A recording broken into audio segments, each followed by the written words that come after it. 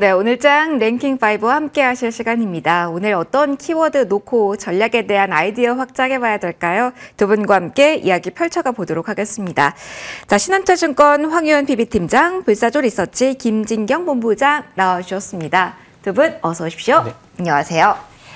자, 오늘 분위기 일단은 양대지수 빨간불인데요. 어떠한 키워드부터 보면서 조금 더 상세한 이야기를 나눠야 될까요? 일단 지난주에 우리를 괴롭혔던 이슈의 해소 이 측면에서 확인을 해볼까요? 첫 번째, AI에서 반도체 이야기를 좀 해보도록 하겠습니다. 자, 지금 시장은 AI 거품론에 지난주 시달렸다가 완전히 해소됐다라고 봐도 될까요? 지금 삼성전자도 플러스 구간, 그리고 더 강력한 빨간불 SK 하이닉스 중심으로 나타나고 있는 현재 구간인데요. 김진경 본부장님께 먼저 첫 번째 질문을 드리려고 합니다. 초반 대비로 했을 때 더욱더 강력하고 안정적인 빨간불이 반도체 일단 투톱 중심으로 나오고 있거든요. 많이들 들으셨겠지만 젠슨항 CEO가 블랙웰 칩에 대한 수요를 이야기하면서 여전히 강력하다. TSMC의 웨이퍼 추가 주문했다라는 뉴스. 이 한마디로 지금까지 있었던 논란이 모두 사그라들게 되었다. 이제는 걱정 안 해도 된다. 이렇게 논리가 완전히 바뀌어버린 건가요? 네, 지금 상황으로 봤을 때는 이제 지난주 AI 거품론에 대한 우려감이 좀 컸었는데 이번 주 들어서부터 좀 분위기가 반전되는 듯한 모습 보여지고 있습니다. 지금 상황으로 봤을 때 이런저런 이슈로 인해서 주가에게 민감하게 반응하고 있다라고 좀 보시면 되실 것 같고요. 물론 AI 거품론이 완전히 꺼졌다라고 좀 볼 수는 없겠지만은 그 이상의 기대감이 더 크게 작용되고 있다라고 좀 생각해봐야 될 것 같습니다. 전반적으로 봤을 때 이제 반도체 업황에 대해서 올해는 물론이고 내년도에도 더욱더 이 호황이 좀 지속이 될 것이 이런 전망이 나오고 있는 상황, 그리고 그만큼의 수요가 증가할 것이고 그거 이제 공급으로 좀 채워주기 위해서 이 반도체 투톱 들이 엄청난 또 이제 수혜가 좀 이어질 것이라는 기대감, 이런 부분들이 더 크게 작용되고 있다 보니까는 이 우려감보다도 기대감이 지금은 주가에는 민감하게 반응하고 있다라고 좀 보시면 되실 것 같고요. 일단 반도체 주의 경우는 오히려 지금부터는 뭔가 좀 조정일 때 또 새로운 기회가 되지 않을까라고 좀 생각해봐야 될 것 같습니다. 사실 이제 지난주 반도체 조정이 나왔을 때 이제 추세 꺾이는 게 아닌가라고 좀 우려가 많이 컸었거든요. 근데 그럼에도 불구하고 어느 정도 지지라인이 형성하고 난 뒤에 다시 반등을 시도하는 모습 나타내주고 있고, 일단 SK 하이닉스의 경우는 지난주에 좀 조정이 나왔음에도 불구하고 오히려 크게 11선 이탈을 하지 않는 모습 보이면서 반등을 시도하는 모습, 그리고 삼성전자의 경우도 마찬가지로 10만 원대의 경우는 크게 이탈하지 않고 다시금 지지라인을 형성하고 나서 뭔가 반등 시도하려는 모습 나타나주고 있는 상황일 것 같습니다. 그래서 반도체 주의 경우는 어떤 거품론보다도 이제 기대감이 더 크게 작용되고 있기 때문에 조정 시대 관심을 가져볼 수는 있겠지만은 이 반도체 주의 경우는 어떻게 보면 이제 몇 개월간에 좀 상당히 많이 올라온 부분이 있거든요. 네. 그렇기 때문에 과거적인 부담감이 나타날 수가 있을 것 같습니다. 그래서 보유하고 계시는 분들의 경우는 저는 이제 보유 의견 드리겠지만은 이 신규 매수를 접근하시려는 분들의 경우는 뭔가 성급하게 진입을 한다. 이런 부분보다도 뭔가 어느 정도 지지라인을 좀 더 구체적으로 확인을 하고 난 뒤에 전략을 짜보시는 게 좀 더 필요하지 않을까라는 점 말씀을 드려보도록 하겠습니다. 알겠습니다. 그러면은 조정을 기다릴 수밖에 없다라는 이야기도 함께 해주셨는데, 이어서 그러면 소부장단에서 오늘 많이 생각하고 계신 심택 이야기를 한번 해볼게요. 그러면 이렇게 기판 쪽은 괜찮을 것이다. 기대치가 높았는데 숫자가 실망감을 안겨줬다. 그런데 증권가에서는 지금도 괜찮다라고 이야기를 한다면 이쪽이 기회예요. 사실 뭐 장중 낙폭이 만회되긴 했지만 드라마틱하다라고는 할 수가 없어서 어떤 시각으로 봐야 되는 건지 정리가 안 돼요. 실적으로 약간 실망감, 기대감이 있는 쪽, 지금 심택 같은 경우는 어떻게 봐야 돼요, 그러면? 사실 이제 기판 쪽의 경우는 물론 이렇게 좀 반도체에 대해서 기대감이 높아지면서 기판 쪽으로도 뭔가 관심 이동이 되는 듯한 모습 보여지고 있거든요. 갑자기 지난주부터 기판 쪽으로 수급이 이동이 되는 모습, 기판 쪽에 대해서 기대감이 형성이 되는 모습, 이런 모습이 나타나는데 이렇게 좀 숫자가 나오다 보니까 오히려 실망감이 더 커지는 모습이 나타났던 것 같습니다. 근데 기판 쪽의 경우는 지금 뭔가 단기적으로 봐서 테마성으로 좀 형성이 되었다고 생각을 하거든요. 뭐 차세대 기판이라든지 유리 기판이라든지 이런 부분들이 아직까지 구체적으로 상용화된 단계가 아니다 보니까는 이런 부분들로 인한 기대감으로만 주가 움직였던 것이고, 또 여기에 따라서 뭔가 실적이 나왔을 때 오히려 실망감이 더 크게 작용되었던 게 아닌가라고 좀 봐야 될 것 같습니다. 그래서 지금 심택을 제외를 하고 하고는 대부분 기판 관련주들이 조금씩 낙폭을 좀 만회를 하려는 모습 보여지고 있는데 이 기판 관련주의 경우는 일단 단기적으로 보실 거면은 저는 조금 테마성이 이제 성격을 가지고 있기 때문에 조금 트레이딩 관점으로 대응하시는 전략이 필요하다고 판단되고 오히려 기판 관련주의 경우는 사실은 뭐 지금 당장 어떤 상황화 된 것은 아니지만 그래도 지금부터 뭔가 미래를 내다봐서 충분히 성장 가능성이 높기 때문에 오히려 중기적으로 좀 대응하셔도 좋으실 것 같습니다. 근데 다만 신택의 경우가 사실 오늘 장 초반부터 큰 폭으로 좀 밀린 상황이지만은 오히려 크게 5만 원 선 초반권 이탈하지 않는 모습 보인 상황이거든요. 그래서 신택의 경우는 만약에 5만 원 선을 이탈하게 된다면은 좀 다소간의 시간이 걸리겠지만은 만약에 5만 원 선을 이탈하지 않고 어느 정도는 좀 바닥 라인을 형성하는 모습 먼저 확인하실 필요가 있다라는 점 말씀을 드려보도록 하겠습니다. 하방을 먼저 확인하고 시간 너무 빨리 잡지 말고 중장기적 관점으로 보자라는 조언까지 함께 해주셨습니다. 황희훈 팀장님과도 반도체 이야기를 해볼게요. 앞서 뭐 거품론부터 저희가 이야기를 시작하긴 했는데 포인트를 그러면은 삼성전자에 좀 맞춰서 이야기를 팀장님과는 해볼까 봐요. 지난주에 사실 가장 변동성이 있긴 했지만 그래도 등락폭을 본다면 60만 원 선에서 크게 이탈하지 않은 쪽이 SK 하이닉스고 삼성전자 같은 경우는 오랜만에 오늘 이렇게 빨간불이 사실은 나오는 거잖아요. 지난 4거래일간은 하락이었고요. 거품론에 대한 불안감이 모두 사그라들었다면 고점 부근에서 살짝 밀린 투톱 가운데서 삼성전자가 오히려 기회일 수 있을까요? 이렇게 봐도 괜찮을지 한번 질문을 드려볼게요. 뭐 버블에 대한 이야기는 앞으로도 툭하면 많이 나올 이야기입니다. 다만 사실 이게 너무 버블론에 대해서 지금 사실 우리가 AI 사이클이 끝나는 부분을 하이퍼스케일러들의 대규모 투자가 수익으로 연결되지 않을 지점이 사실 이제 버블이다 또는 이제 거기쯤 되면 이제 주가가 많이 빠질 거다라고 생각들을 많이 하실 건데 지금 전 세계에서 주식 투자를 하시는 분들이면 모든 내용을 다 알고 있거든요. 네, 기존의 악재는 사실 악재가 많이 안 된다는 격언들을 봤을 때는 이런 부분들이 이제 계속 이런 식으로 지난주에도 있었던 이런 식으로 계속 주간 단위로 시장에 계속적으로 나오면서 많이 희석될 거라고는 봅니다. 다만 뭐 큰 틀에서 놓고 보더라도 삼성전자 또는 큰 뭐 AI와 관련된 내용들이 내년, 내후년까지는 계속 증익이 나오는 거는 맞아요. 그리고 2026년도가 증익이 가장 많이 나오는 구간이기도 하고요. 그렇기 때문에 아직까지는 삼성전자, 하이닉스 그리고 대형 반도체 섹터들은 여전히 긍정적으로 보시는 게 맞을 것 같습니다. 다만 뭐 코스닥과의 뭐 좀 키맞추기 장세 또는 다른 섹터들과의 키맞추기 장세 이런 부분들이 실적 시즌 전후로 인해서 좀 있을 걸로 보이고 이제 그 이후에는 다시 한번 또 반도체 대형주의 시간이 올 수 있을 거라고 생각을 하는데 그 이유 중에 하나가 외국인들의 선물이라고 보면 될 것 같습니다. 강하죠. 네. 지금 외국인들이 선물이 누적으로 5만 계약 이상 꽤 많이 거의 우리가 관세 4월 초에 관세 이야기가 나왔을 때만큼 쏟아냈습니다. 네, 그때도 사실 그 이후로 외국인들이 꽤 많이 다시 들어왔고 지금의 주택까지 온 걸로 아실 수 있는데 사실 지금 외국인들이 단기 한 2주 동안 쏟아낸 금액이 한 5만 계약 이상으로 굉장히 많았었어요. 근데 그럼에도 불구하고 지금 우리나라 지수대는 4,000포인트를 지켜낸 거죠. 그렇기 때문에 지금부터 외국인들이 들어올 확률이 매우 높다라고 봅니다. 그리고 이제 셧다운까지도 해결이 된다라고 하면 일정 부분 외국인들은 위험 자산에 대한 비중을 더 높일 거라고 봅니다. 그러면 당연히 삼성전자, 하이닉스 언제든지 지금은 사셔도 일단 지금은 네, 일단 지금은 되지 않을까 생각합니다. 그러면은 장비도 살짝만 질문을 드릴게요. 오늘 뭐 뉴스 찾아보다 보니까 테일러로 보이는 삼성협력사 뭐 이렇게 계속해서 투자에 대한 모멘텀 결국은 장비가 들어가면서 증설에 대한 키워드가 강화될 것이다라는 스토리 라인이 힘을 받더라고요. 그런 측면에서 본다면 대형주와 호흡을 가장 빠르게 맞출 수 있는 게 장비 쪽 여전히 에너지 충만하다고 봐도 괜찮을까요? 다만 소부장단은 잘 보셔야 됩니다. 일단은 대형 장비주들 위주로 보시는 게 맞을 것 같고요. 지금 외국인이든 기관이든 시장에 자금을 집행할 때 작은 종목들보다는 큰 종목들 위주로 먼저 사는 경향들이 있어요. 왜냐하면 한국을 산다라고 보면 당연히 대형주부터 사는 게 맞거든요. 그리고 IT 위주로 돌아가는 게 맞는 것 같고 뭐 시장에 주도주가 없고 뭐 이제 개별 플레이를 한다라고 하면 중소형주나 어떻게 보면 개별주들이 시장에서 두각을 좀 나타낼 수 있지만 지금은 IT, AI라는 확실한 주도 sek터들이 있고요. 그거 외에도 뭐 조선이라던가 다른 섹터들이 충분히 있는 상황이에요. 그렇기 때문에 일단 대형주를 먼저 채우시는 게 맞을 것 같고 소부장단으로 내려가도 대형주 먼저 채워놓고 매매를 저는 하시는 게 맞다라고 봅니다.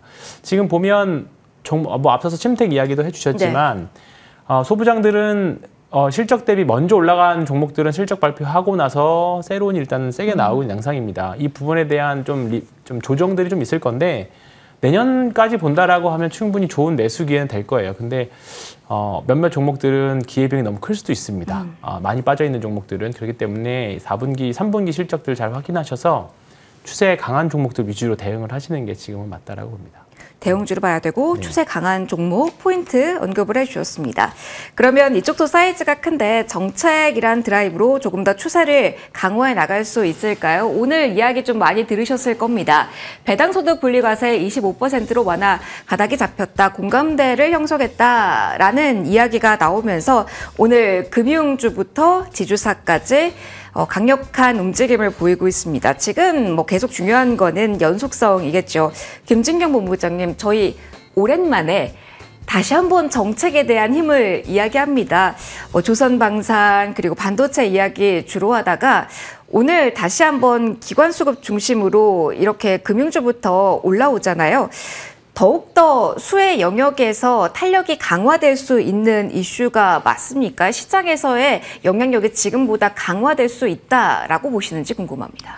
네, 아무래도 이제 연말까지는 뭐 은행주, 증권주 이런 금융주들이 좀 들썩이지 않을까라고 좀 생각을 해봐야 될 것 같습니다. 보편적으로 특히나 이제 은행주의 경우 이제 고배당주라는 이제 인식이 좀 많이 컸었는데 연말이 다가오면 다가올수록 이제 배당주에 대해서 관심이 많이 높아지고 있는 이제 시즌이기도 하고요. 근데 여기에 더해서 이제 정책에 대한 얘기들이 나오다 보니까는 새로운 모멘텀이 또 생겨난 거거든요. 이런 부분까지 좀 더해지면서 올해 은행주라든지 증권주라든지 이런 정책적인 분위기에 힘을 입어서 좀 더 연말까지는 주목이 되지 않을까라고 좀 생각해봐야 될 것 같습니다. 이번에도 역시나 이제 정책발 모멘텀이 조금 작용되지 않을까라고 좀 볼 수 있을 것 같고요. 특히나 여기에 더해서 이제 추가적인 자사주 의무 소각과 관련된 여러 가지 이슈가 좀 더 더해지게 된다면은 더욱더 주목이 되지 않을까라고도 생각을 해볼 수 있을 것 같고요. 지금 대체적으로 이제 금융주들이 좀 추세적인 흐름을 좀 유지를 하고 있는 상황이라고 좀 볼 수가 있을 것 같은데 이렇게 정책적인 모멘텀을 가지고 있다면은 충분히 주가가 오를 만한 재료를 가지고 있다는 이런 부분에 대해서 우리가 주목을 해봐야 될 것 같습니다. 근데 금융주의 경우는 사실 이제 좀 업종의 이제 성격도 좀 많이 파악을 해야 되거든요. 금융주를 지금까지 보시면 아시겠지만은 계속적으로 뭔가 단기적으로 변동성이 확대가 되는 모습보다도 좀 더 추세적인 흐름을 유지를 하는 듯한 모습 보여왔습니다. 그렇기 때문에 이 뭐 은행주라든지 증권주라든지 여러 가지 정책적인 모멘텀을 가지고 있지만은 좀 단기적인 관점으로 대응하시는 분들께는 성향상 좀 잘 안 맞으실 수가 있거든요. 네. 그래서 좀 더 꾸준하고 좀 추세적인 매매를 선호하시는 분들께는 그래도 연말까지는 한번 관심 있게 좀 지켜봐도 좋지 않을까라는 점 말씀을 드려보도록 하겠습니다. 알겠습니다. 연말까지 쭉 사실 찬바람 불면 고배당주에 대한 관심을 가져왔으니까요. 비슷한 논리로 조금 더 끌고 가봐도 된다라는 의견 주셨습니다. 황 팀장님은 어떠세요? 워낙 시장의 속도가 빠르기 때문에 사실은 오늘은 배당세율 중심으로 이야기가 좀 많이 펼쳐지고 있는데 자사주 소각까지 조금 더 이야기가 구체화된다면 우리가 봐야 되는 섹터에 대해서 지금 진입을 해야 된다. 조금 더 한 걸음이라도 빨리 가야 된다라는 이 속도감을 우리가 주시를 해야 될까요? 오늘 이상으로 팀장님은 바라보시는지 궁금합니다. 일단은 지금 우리가 성장주에 좀 많이 매몰돼 있기는 맞아요. 하죠. 네. 그리고 뭐 가끔 제가 우리나라에만 있는 섹터라는 말씀을 좀 많이 드렸는데 조선이라든가 네, 뭐 조선이라든가 화장품 이런 쪽. 근데 지금 상법 개정과 관련된 종목들도 마찬가지라고 봅니다. 어떻게 보면 그리고 시가총액 사이즈들이 뭐 금융지주들 보면 아시겠지만 시총 상위주들의 많이 포진되어 있고요.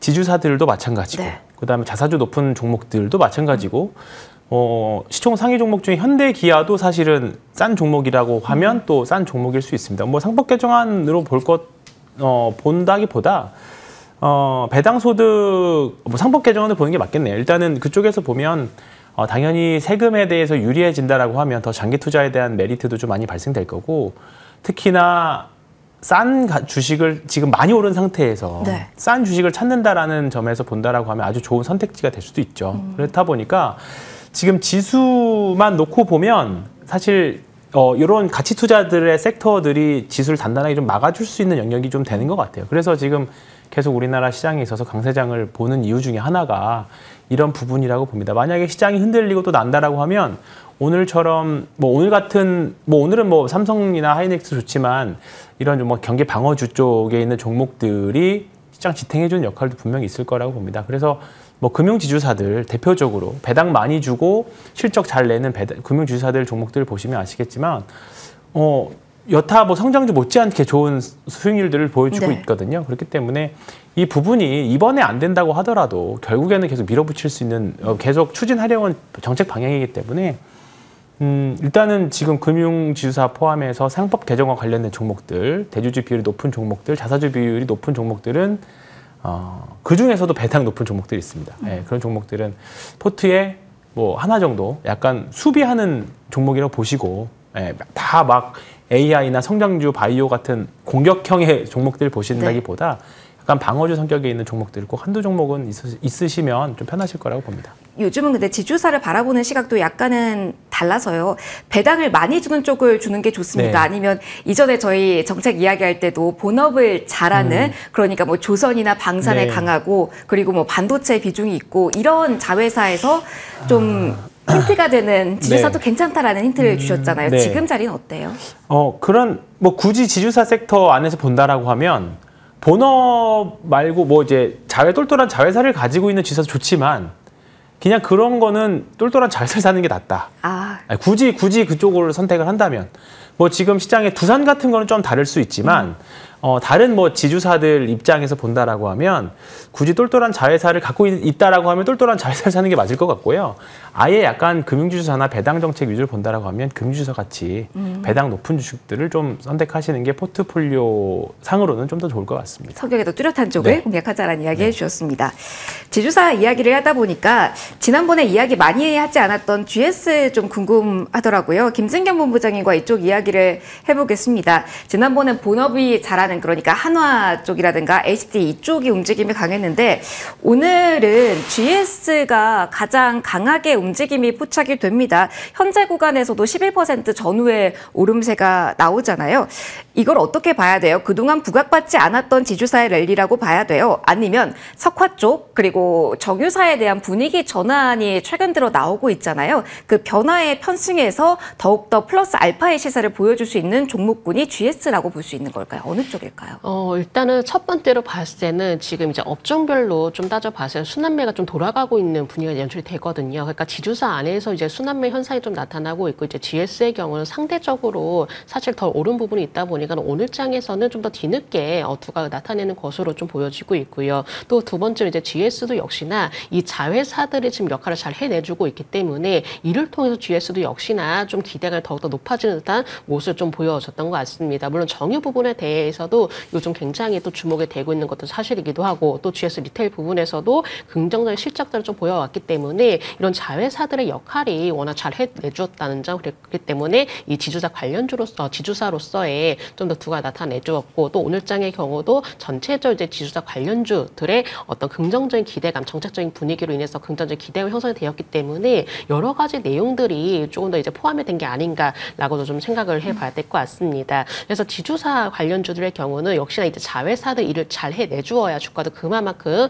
영향을 받고 있기 때문에 GS도 역시나 그런 부분들이 좀 작용되었다라고 좀 보시면 되실 것 같고요. 근데 다만 이 GS의 경우가 사실은 저는 그런 것 같습니다. 좀 더 기술적인 흐름으로 봤을 때는 여기서 과연 얼마만큼 치고 나가줄 것인가 이런 부분이 중요할 것 같은데 지금 보시면은 거의 전고점 부근에서 좀 등락을 거듭을 하는 듯 모습 보여지고 있거든요. 그러니까는 그 전고점 좀 강하게 돌파를 해내주는 모습이 나타내줘야 뭔가 추가적으로 상승을 할 수 있는 방향성이 잡힐 것 같은데 만약에 전고점을 좀 돌파하지 못하면은 오히려 좀 다소간의 조정이 나타날 가능성도 열어두셔야 되실 것 같습니다. 그래서 물론 보유하고 계시는 분들의 경우는 일단은 지금 지주사 관련주에 주목이 되고 있는 상황이기 때문에 좀 보유 의견 드리겠지만은 신규 매수를 좀 접근하기 위해서는 이렇게 전고점 부근에서 지금 아직까지 갈팡질팡하고 있는 상황보다도 확실하게 전고점 돌파를 하는 모습을 보고 나서 좀 더 새로운 전략을 짜시는 게 필요하지 않을까라는 점 말씀을 드려보도록 하겠습니다. 일단 돌파력이 확인이 돼야 되겠군요. 그럼 본부장님 이것만 살짝 봐주세요. 저희 GS에 대한 이야기를 하다 보니까 오늘 정유도 강하고 석화 쪽의 움직임이 강한 쪽이 많습니다. 대환유화도 그렇고요. 정부 쪽에서 사실 구조조정에 대한 그 영향력, 효과에 대해서는 아직 물음표가 붙어져 있는데 오늘 전반적으로 시장 대비 강한 종목이 이쪽에서 많이 보여서 연결고리를 어디랑 가져야 되는 건지 본업 측면인지 아니면 다른 쪽의 기대감인지 이쪽도 궁금하거든요. 어떤 쪽으로 보실까요?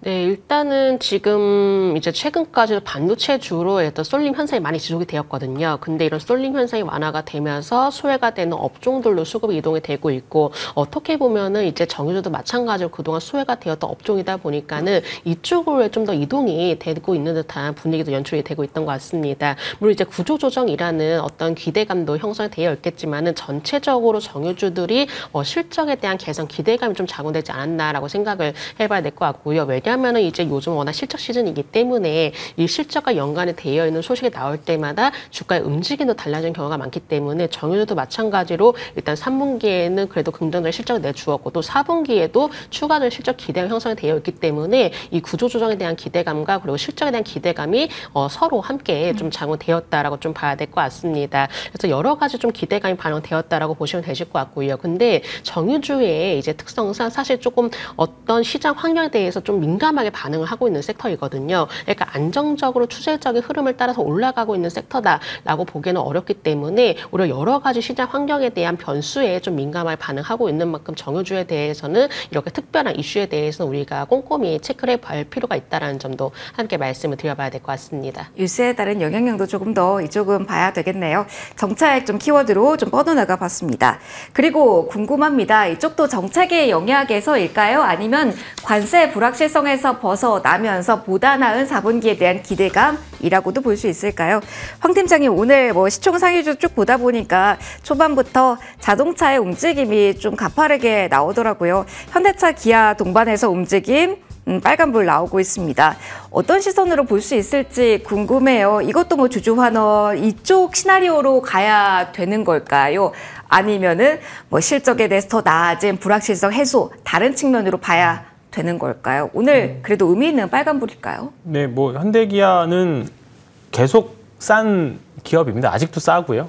네, 다만 트리거가 뭐가 나올까에 대한 고민들이었는데 맞아요. 이제 관세 협상 이후에 조금 쉬어가는 그런 모습 보였지만 사실 그 이후에 외국인들 선물 매도가 뭐 현대차, 기아뿐만 아니 기아차, 현대 뭐 이쪽 그룹만 나온 게 아니라 전체적으로 다 나왔죠. 이제 그 이후에 외국인들이 다시 이제 들어오는 구간에서 어느 쪽이 더 세게 많이 들어올 거냐, 좀 그래도 믿을만하게 좀 싼 가격에 뭐 싸다라는 표현이 조금 그럴 수 있지만 아주 좋은 가격에 매수할 수 있는 종목이 뭐냐라고 했을 때 역시나 당장은 모르겠지만 1순위는 현대 기아차 그룹이었거든요. 네. 근데 오늘 역시나 좋은 모습 좀 보여주고 있고요. 자동차 부품주들은 사실 자동차 섹터는 뭐 관세 협상은 됐지만 역시나 미국에서 일본 차들과도 경쟁을 해야 되고요. 미국 차량도 경쟁을 해야 됩니다. 이제 밸류에이션으로는 이제 콜이 들어올 수 있는데 과연 그 이후에 영업이익단이나 앞으로의 성장성 부분에서 무엇을 보여줄까에 대한 숫자로 뭘 얼만큼 보여줄까에 대한 이제 의문은 계속 따라다닐 거예요. 근데 이번에 이제 깐부 회동 이후에 네. 예, 어쨌든 현대차도 5만 장을 가져가게 되었죠. 이제 그런 부분들이 향후에 플러스로 자율주행이라던가 뭐 로봇이라던가 이런 부분에서 이제 트리거를 더 가져올 수 있다라고 하면 현대 기아차 그룹도 지금은 충분히 성장성, 밸류에이션도 좋지만 성장성까지 겸비한 종목이 될 수도 있다라고 봅니다. 그래서 사실 이번에 AI 그 HBM GPU를 가져가는 기업들은 저는 일단 유심히 봐야 된다고 생각합니다. 네이버도 그렇고요. 네. 현대차 그룹도 그렇고요. 분명히 이거를 이용해서 분명히 회사가 한 단계 새롭게 도약할 수 있는 가능성을 충분히 지금 포텐셜을 가져가게 된 거거든요. 이제 그거를 과연 얼만큼 언제 빨리 보여주느냐가 더 중요할 건데 일단 지금은 충분히 두 종목 모두 뭐 네이버는 뭐 현대기아차 그룹은 아니지만 좀 약간 색지만 그런 과점에서 본다고 하면 네이버나 현대기아 그룹은 충분히 모아 가시거나 장기 투자하시기 좋은 위치인 것 같습니다. 결국은 현대차, 기아 이쪽은 네. 정책에 따른 뭐 추가 모멘텀, 뭐 관세를 벗어났기 때문에 가기보다는 성장성을 이제는 보여줘야 된다. 그 뉴스를 기다려보자라는 이야기 함께 해주셨습니다. 그러면 실적만 딱 놓고 봤을 때 자동차 섹터 내에서는 타이어를 주목할 수 있을까요? 이 포인트도 좀 보도록 하죠.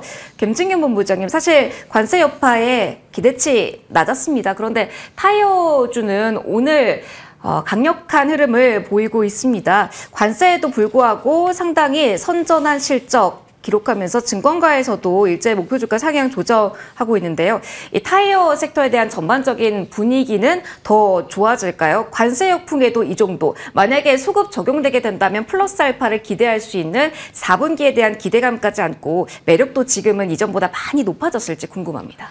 네, 아무래도 사실 실적에서 크게 기대를 안 했던 네. 섹터군이었거든요. 근데 이제 생각보다 또 이게 실적이 또 선망하는 모습 나오다 보니까는 더욱더 주가는 좀 요동치고 있는 게 아닌가라고 좀 봐야 될 것 같고, 특히나 이제 관세에 대한 이 불확실성, 이런 부분들을 좀 피하기가 어려운 섹터 중에 하나였는데, 이 부분도 역시나 불확실성이 어느 정도 좀 해소가 되는 듯한 모습 보여지고 있고, 그러니까 실적과 그리고 굉장히 또 발목을 붙잡았던 이제 관세, 이런 부분들이 어느 정도 좀 해소가 되는 기미가 보여지면서 투자 심리를 더욱더 자극을 하고 있는 게 아닌가라고 좀 봐야 될 것 같습니다. 근데 타이어주의 경우가 이번 실적뿐만 아니라 또 4분기에도 실적에 대한 어떤 개선에 대한 기대감, 이런 것들이 더해지고 있다 보니까는 오히려 주가에 대해서 추가 상승에 대한 기대감이 더욱더 높아지고 있다라고 좀 봐야 될 것 같고요. 지금 이제 주요 타이어주들이 좀 연일 강한 급등세를 좀 연출을 하고 있는 듯한 모습 보여지고 있는데, 사실은 좀 요즘 시장이 이렇게 이슈가 불거지면 불거질수록 주가의 경우는 오히려 더 오르는 듯한 모습을 보여지고 있습니다. 그렇기 때문에 이런 분위기가 지금 현재 연출되고 있기 때문에 타이어주의 경우는 사실 단기적으로 좀 더 추가적인 상승이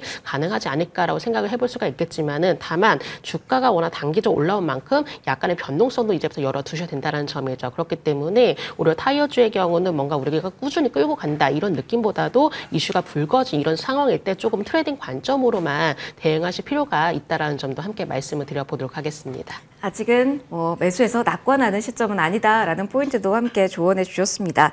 다음 키워드로 좀 넘어가 볼게요. 조선 방산 쪽 볼 텐데요. 자, 먼저 방산 쪽 이야기로 시작을 해볼까 합니다. 수주에 대한 모멘텀이 나온다면 분위기 전환 될까요? 이게 궁금해서요. 방산가 같은 경우 지난 금요일자 LRG 넥스원 필두로에서 차가웠습니다. 4거래 연속으로 대부분 내림세였던 것 같은데, 황 팀장님, 오늘 나오는 빨간불이 단순한 기술적 반등의 영역입니까? 아니면 뭐 여러 가지 이벤트 굳이 찾는다면 강훈식 실장이 특사로 중동에 간다, 뭐 세일즈에 나선다, 뭐 여러 이벤트들을 기대할 만은 합니다. 이 수주에 대한 기대 영역일까요? 아니면 지금은 조금 더 기술적으로만 보고 지켜봐야 될까요? 네, 아직은 일단은 실적 시즌 이후에 주가가 좀 세게 하락했죠. 예, 하락하고 나서 아직은 뭐 오늘은 워낙에 대형주적으로 수급이 들어오다 보니까 전반적으로 들어오는데요. 일정 부분 과대 낙폭 이후에 이 부분이 마무리됐을 경우에는 조금 이제 거기까지는 지금보다 좀 더 올라올 수 있을 거라고 봅니다만, 네. 이제 그 이후에는 과연 무엇을 보여줄까? 이제 뭐 말씀하셨던 대로 중동에서 어느 정도 모멘텀이 좀 있었으면 더 치고 할 수 있는데, 사실 그 부분에 대한 물음표는 있는 거죠. 실적에 대한 부분들이나 수주 잔고에 대한 부분들은 이미 주가에 반영이 된 것 같고, 과연 그러면 내년에 뭘 더 추가적으로 보여줄 수 있느냐에 대한 고민은 지금은 물음표라고 보시는 게 일단은 맞는 것 같습니다. 일단 보유자분들도 지금 여기서 팔긴 너무 아깝고요. 네. 그렇다고 손절하는 것도 너무 많이 좀 단기적으로 주가 하락은 한 부분들이 있어서, 일단 지금은 신규를 매수하기는 사실 조금 꺼린 것 같아요. 아직 하방 네, 지지가 하방 지지라던가 추세를 돌린다던가 그런 모습들이 좀 없죠. 지금 하나 에어로스페이스도 그렇고 한국항공우주나 LRG 넥스원 다 모두 다 기존의 주도주였던 종목들이 지금은 일단 단기 추세 역배열이 됐죠. 그래서 다시 외국인들이 우르르 들어오면서 방산을 세게 올려주면서 추세를 만들어내면 그때부터도 저는 좋지 않을까. 지금은 조금 관망이 좀 낮다라고 일단 보고 있습니다. 알겠습니다. 실적 시즌 이후에 좀 많이 흔들렸는데 조금 더 하방이 지지되는지 견조하게 땅이 다져지는지 지켜봐야 된다라는 의견 주셨습니다. 조선도 비슷한 맥락에서 궁금하실 겁니다. 김진경 본부장님, 사실 최근에 황산도 방산이었지만 조선 역시도 마스카에 대한 모멘텀이 좀 소멸되면서 에이펙 이후에 이렇다 할 반전의 계기가 마련되지 못하고 있는 모습입니다. 굳이 찾아본다면 저가는 아니지만 고부가 가치의 선박 수준은 괜찮다, 중국보다 잘했다라는 성적표가 있기는 한데 이 정도로 될까요? 뭐 핵 잠수함 이야기가 구체화되기 전까지는 아직이라고 봐야 될지, 지금 구간에서는 어떠한 포인트, 호재에 더 집중해야 되나요? 아니면 조금 부족한 부분에 조금 더 귀를 기울여야 되나요? 어느 쪽입니까? 네, 일단은 뭐 조선주의경 이제 그동안에 좀 주도주로서의 좀 역할을 했었는데 네. 이게 반도체주로의 어떤 좀 시선이 이동이 되면서 조선주의 경우는 다시 좀 더 어느 정도 수급이 좀 빠져나간 듯한 이런 좀 모습이 좀 연출이 되었거든요. 근데 이제 조선주의 경우가 워낙에 그동안에 많은 기대감이 좀 나왔었고 또 미국과의 협력 소식 이로 해서 새로운 기회가 나타날 것이다. 이런 기대감이 워낙 크게 작용이 되었다 보니까는 뭔가 그 이상 더 큰 기대감을 좀 요구를 했던 것 같습니다. 근데 생각보다 그런 기대거리가 나오지 않다 보니까 오히려 투자 심리가 좀 다소간에 위축이 되고 있다라는 점, 이런 부분 좀 참고해 주시면 좋으실 것 같고요. 다만 조선주의 경우는 일단 미국과의 어떤 협력에 대한 얘기들이 꾸준히 나와주면서 새로운 기회들은 충분히 나올 가능성도 열어두실 필요가 있으실 것 같고, 또 여기에 더해서 이제 뭔가 단기적으로 좀 재료는 좀 부족하다라고 하겠지만은 내년도에는 LNG선이라든지 해외 함정 수주를 통해서 충분한 성장성에 대한 기회는 있다라고 좀 생각해 볼 수가 있을 것 같습니다. 그래서 보유하고 계시는 분들의 경우는 역시나 지금 이제 보유 의견 드리겠지만 신규 매수가 좀 많이 고민이 되실 것 같으신데, 만약에 신규 매수를 좀 고려하시게 된다면은 오히려 내년도 수주까지도 한번 좀 바라보셔야 되시기 때문에 조금은 긴 시간을 가지고 보유를 하시라는 전략이 필요하다라고 좀 말씀드려야 될 것 같고, 그렇기 때문에 좀 단기적인 투자로서는 다소한 좀 매력이 떨어질 수 있다는 점이죠. 그래서 보존주의 경우는 지금부터는 좀 길게 끌고 가실 수 있는 분들에 한해서만 좀 관심을 가져볼 필요가 있다는 점 말씀드려보도록 하겠습니다. 조선과 방사는 좀 동일한 결이 있네요. 좀 타이밍 오면 또 공유를 해드리도록 하겠습니다. 마지막으로는 소비 이야기를 해볼게요. 이벤트 많습니다. 중국의 광군제 블랙 프라이데이, 그리고 4분기가 성수기이죠. 자, 황 팀장님. 저희 오늘 실적 시즌 지나고 변동성 있는 쪽도 많이 보지만 긍정적인 변화가 감지되는 곳은 뭐 소비 쿠폰 쓸 수 없었던 백화점도 그렇고요. 그리고 쓸 수 있었던 편의점 쪽도 실적 이후에 하반기 분위기가 좀 많이 달라지고 있거든요. 시장이 다른 쪽에 일단은 더 큰 호재를 기다려야 된다라고 한다면 지금 유통, 내수 소비 회복이라는 키워드를 가진 쪽에 대한 주목도를 조금 더 높여보는 것도 대안이 될까요? 지금 소비 섹터가 모멘텀도 뭐 소멸된 것도 아니고요. 네. 뭐 실적이 뭐 종목별로 좀 다르긴 하겠습니다만 그렇게 엄청 나쁜 편은 아닌데, 워낙에 시장의 수급이 지금 가는 쪽만 계속 몰려가는 그런 경향이 좀 많이 강한 것 같습니다. 올 상반기에는 사실 소비주들이 굉장한 히트를 많이 좀 쳤었죠. 네. 근데 이제 하반기로 가면 갈수록 종목마다 조금 이제 실적도 좀 엇갈리고 고점에 대한 이야기들도 많이 나오고, 워낙에 또 작년에 많이 올랐다 보니까 그런 부분들, 여기서 추가 업사이드를 보여줄 수 있느냐에 대한 의문이 좀 있는 것 같습니다. 일단은 말씀하셨던 거죠. 광군제나 블랙 프라이데이 11월 달 계속 모멘텀은 있는 상황이에요. 언제든지 급등이, 단기간에 급등이 나와도 이상하지 않을 만큼의 주가 하락도 나와져 있는 상태입니다. 그렇기 때문에 일단 지금은 단기적으로도 조금 뭐 버티실 분들은 버티시는 게 낫지 않을까. 손절을 하고 싶으신 분들도 조금은 이번 달은 버텼다가 손절을 하시는 게 낫지 않을까 생각이 좀 들어요. 물론 3분기 실적이 엉망으로 나온 기업들은 의미는 없을 것 같고요. 일단은 내용이 있는 기업들 위주로 잘 찾아서 보시면 좋겠습니다. 내용이 있는 쪽은 괜찮다. 네. 그러면은 대형 이벤트가 있다면 어떤 시선 줄 수 있을지 김진경 본부장님께 마지막 질문 드려보겠습니다. 조금 컴팩트하게 들어볼게요. 지스타 이벤트 있고, 그리고 실적도 이제 본격화 될 텐데 낮은 위치에서 게임 어떨지 핵심 이야기해 주신다면요.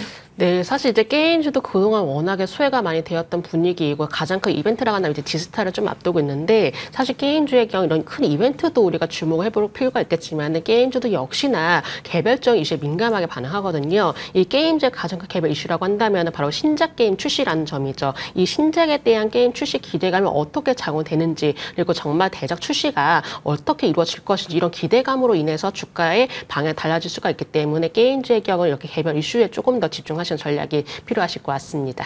개별 모멘텀에서 어떠한 시나리오를 써가는지 저희도 계속 지켜보도록 하겠습니다. 자, 오늘 키워드 정리 여기서 마무리하도록 할게요. 두 분과 함께했습니다. 황희연 팀장, 김진경 본부장, 감사합니다. 고맙습니다.